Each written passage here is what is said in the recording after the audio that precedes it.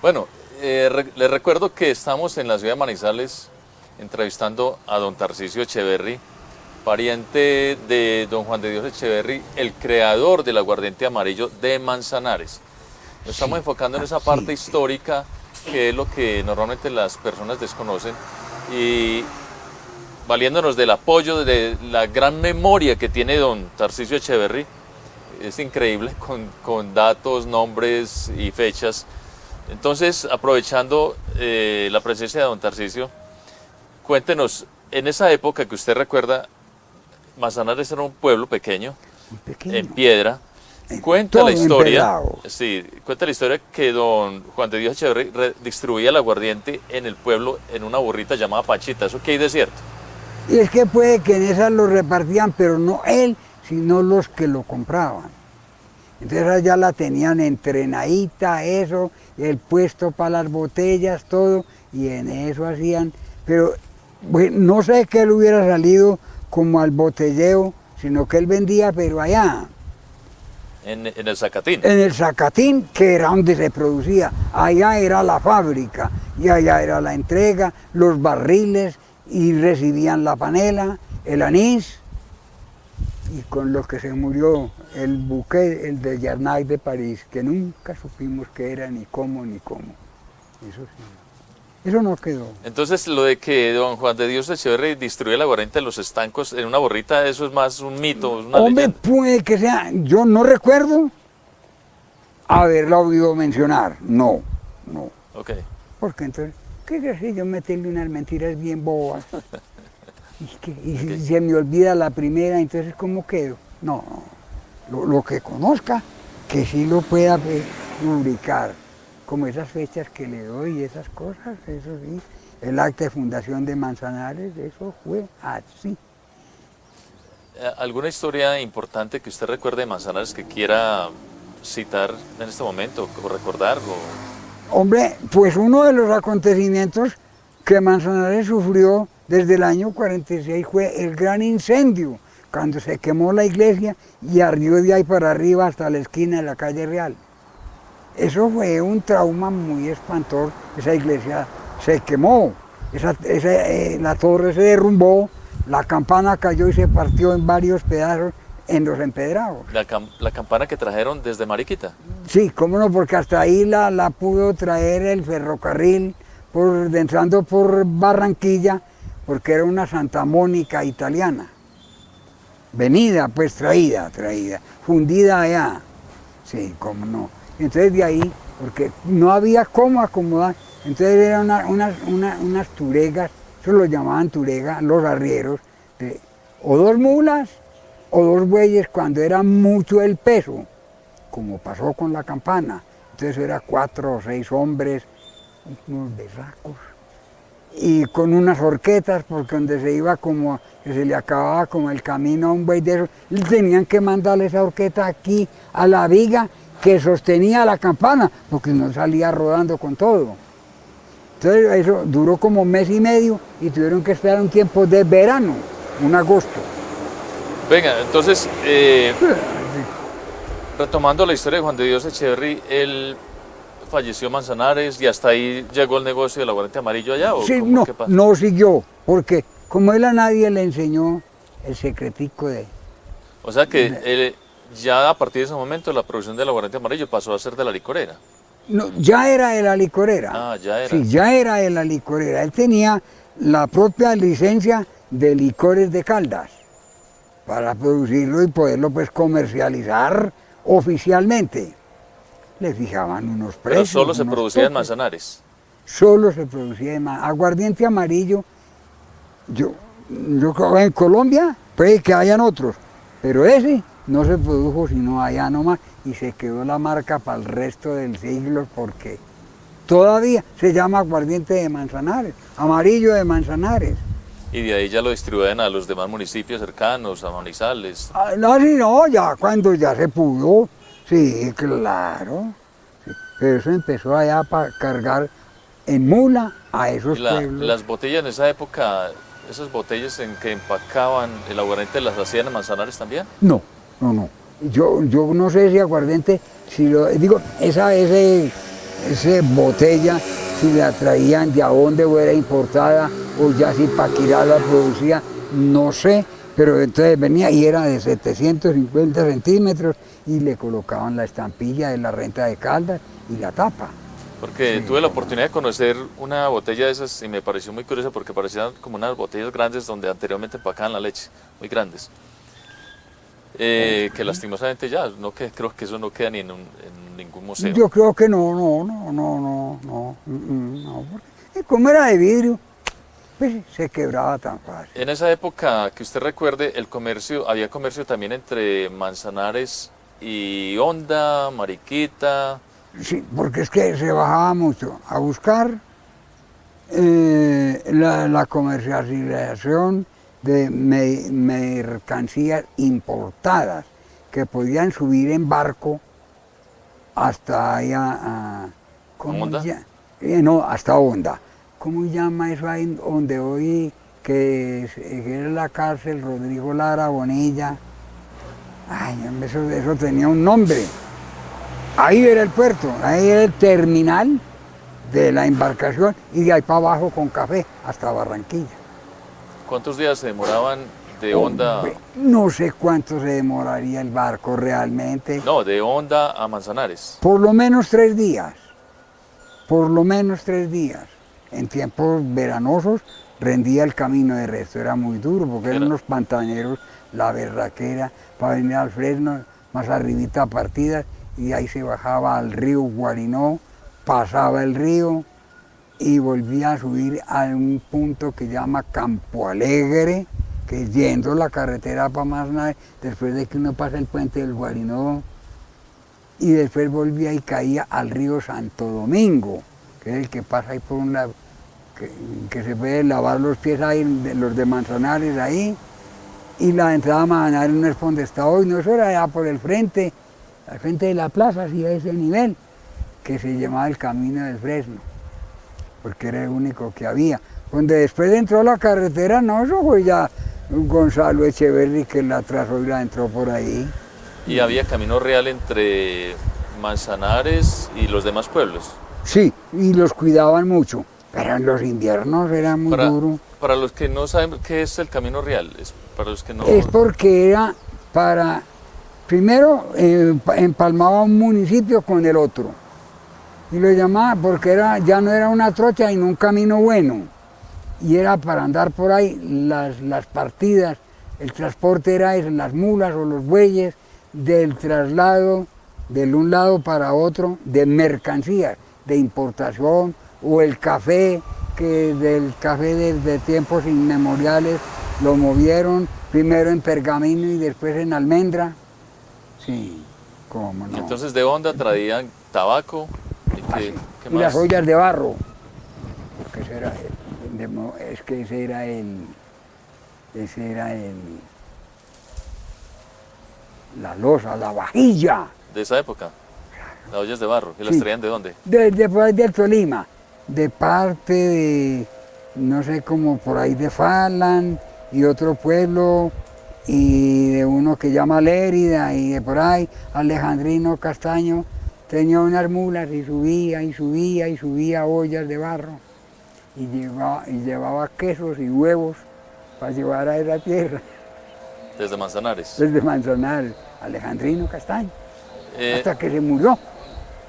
Entonces Manzanares fue un gran productor primero de maíz, frijol, Sí, luego de la caña panelera. La caña panelera, y después el café. Y después el café. El café.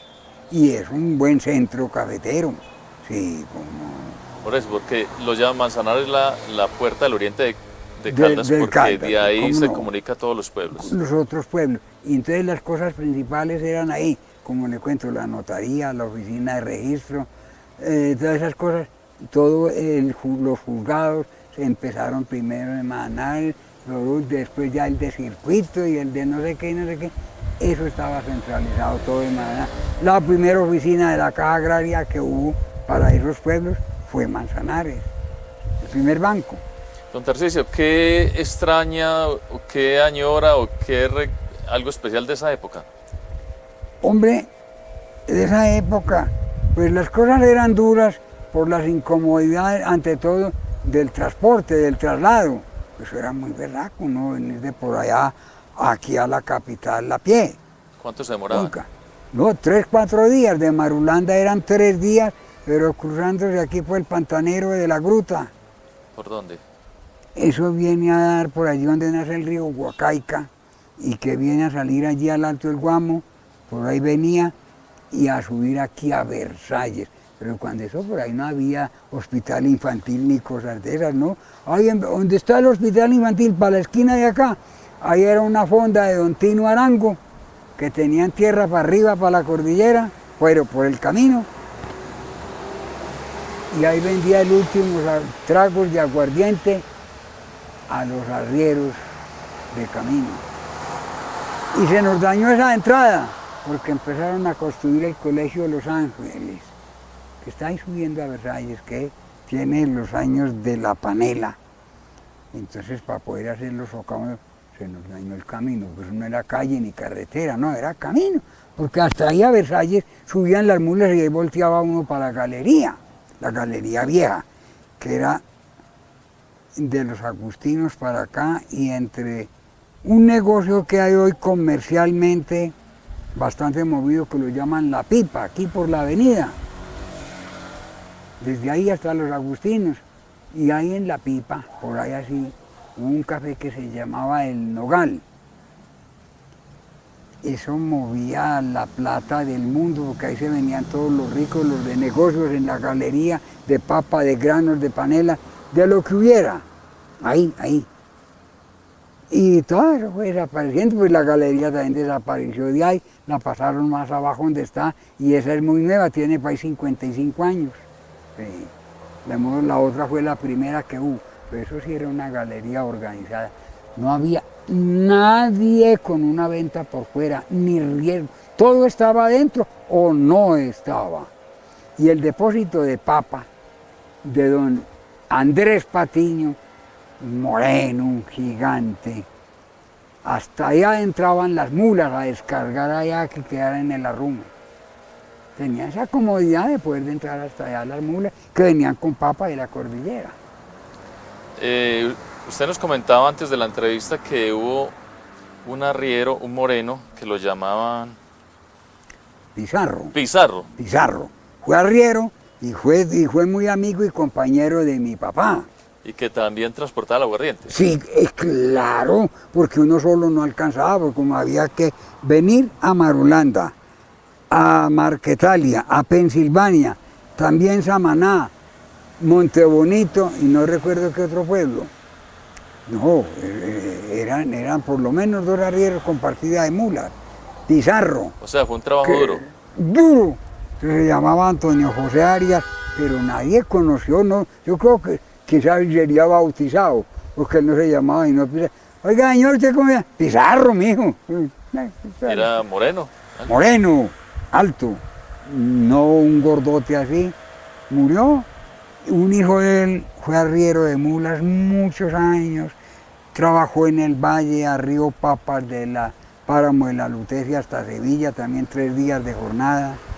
Tengo entendido que en esa época los arrieros que transportaban el aguardiente amarillo andaban con alpargatas. En alpargates. Y en unos caminos de condiciones muy complicadas, muy difíciles. Muy difíciles. ¿Y esos zapatos cómo duraban? ¿Cómo hacían para mantener? Es decir, ¿cómo solamente en los caminos o también en el pueblo? ¿Eso cómo funcionaba ese tipo de calzado? Ese tipo de calzado, no, también los alpargates, sí, como los alpargates, porque a mí me compraron los primeros alpargaticos aquí en un negocio que todavía está, se llama El Marne, aunque eso ya es de unos nietos de don Jesús Salazar, que fue el fundador.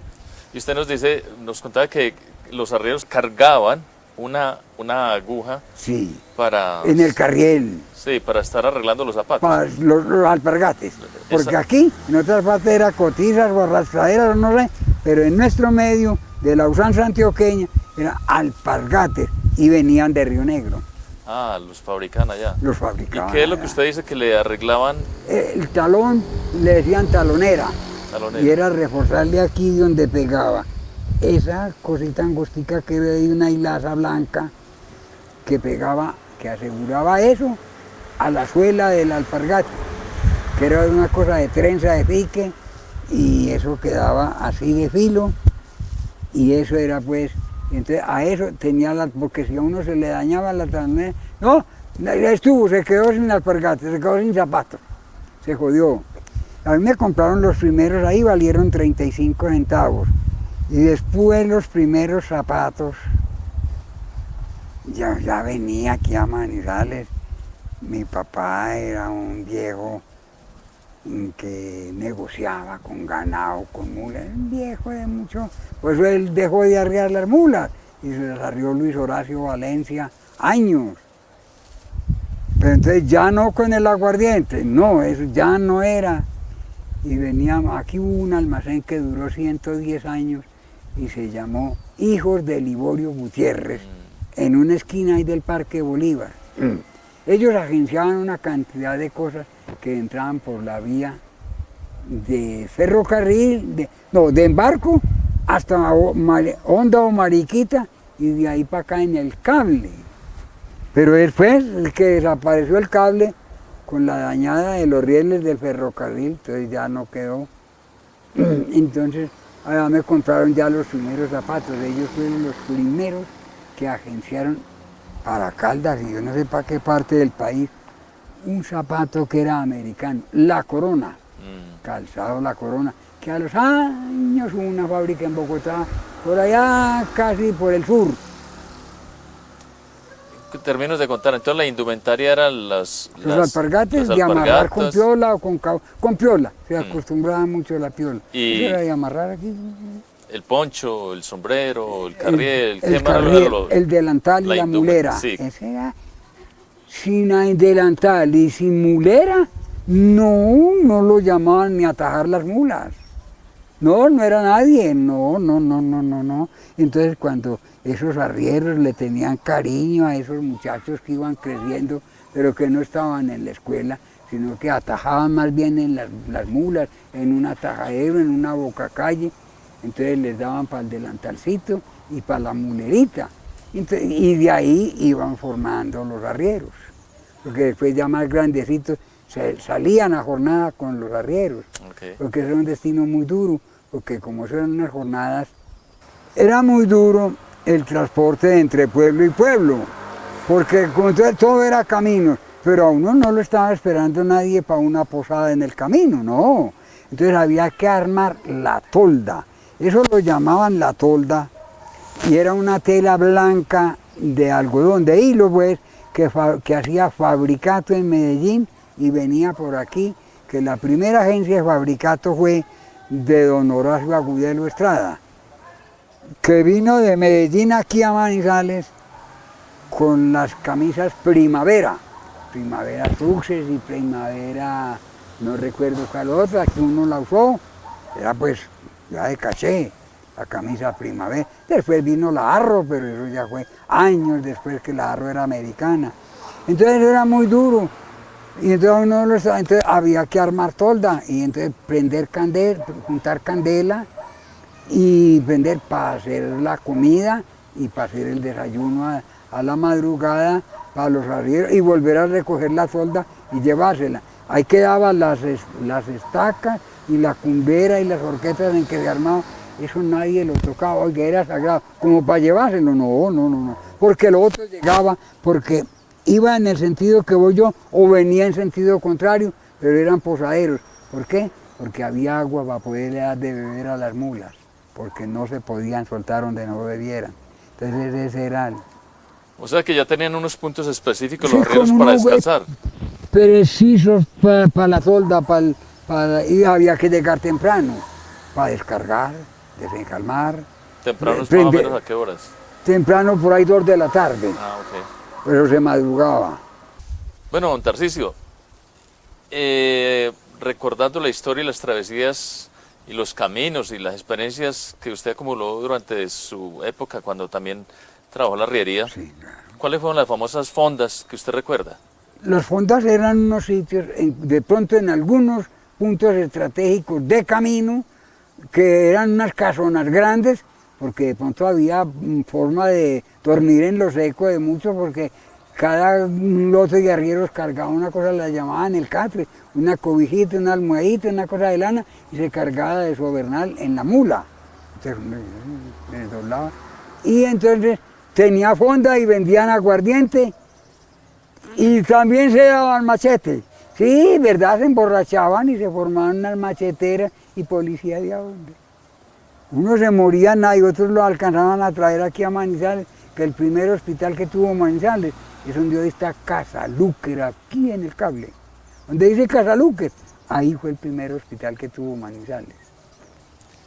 Entonces, pero habían así a lo largo del camino, en varias partes, por varias rutas distintas, habían esas fondas y esos posaderos de camino. Más que todo no era tanto para los arrieros, porque la acomodada de la carga y las mulas ocupaban mucho espacio.